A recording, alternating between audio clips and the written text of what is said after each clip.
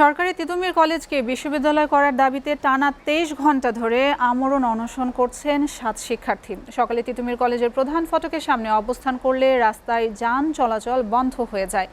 দুপুরে শিক্ষার্থীরা কলেজের প্রধান ফটকের সামনে সংবাদ সম্মেলন করে জানান, দাবি না মানা পর্যন্ত অনশন চলবে। অনশনরত ৭ শিক্ষার্থীর মধ্যে ৩ জনকে সরোয়ার্দী হাসপাতালে ভর্তি করা হয়েছে। বাকি ৪ জনের অবস্থাও আশঙ্কাজনক। দীর্ঘদিন ধরেই তিতুমির কলেজকে বিশ্ববিদ্যালয় করার যৌক্তিক দাবি তোলা হচ্ছে জানিয়ে ছাত্ররা বলেন, ৩৫,০০০ শিক্ষার্থী থাকলেও সরকার এই কলেজকে জাতীয় বিশ্ববিদ্যালয়ে অন্তর্ভুক্ত করে রেখেছিল। পরে এই কলেজকে ৭ কলেজের মধ্যে আনা হয়। শিক্ষার্থীরা জানান, টানা ২ দিন ধরে অনশন করে চললেও সরকারের পক্ষ থেকে কোনো খবর নেওয়া হয়নি।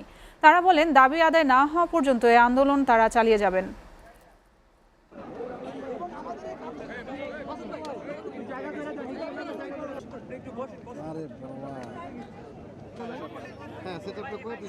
তিতুমির বিশ্ববিদ্যালয়কে রাষ্ট্রীয় স্বীকৃতি দিয়ে বিশ্ববিদ্যালয় একাডেমিক ক্যালেন্ডার প্রকাশ করতে হবে। শতভাগ শিক্ষার্থীদের আবাসিক খরচ বহন করতে হবে। ল এবং জার্নালিজম বিষয় সংযোজন করতে হবে।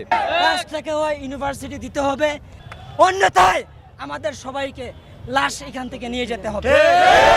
আমাদের কোনো কথা নাই। রক্তের বন্যা দিয়েছি, আমরা আরো দেবো, তবুও আমরা আমাদের বিজয় আমরা অর্জন করবো এবং আমরা শেষ পর্যন্ত আমরা মাঠে থাকবো।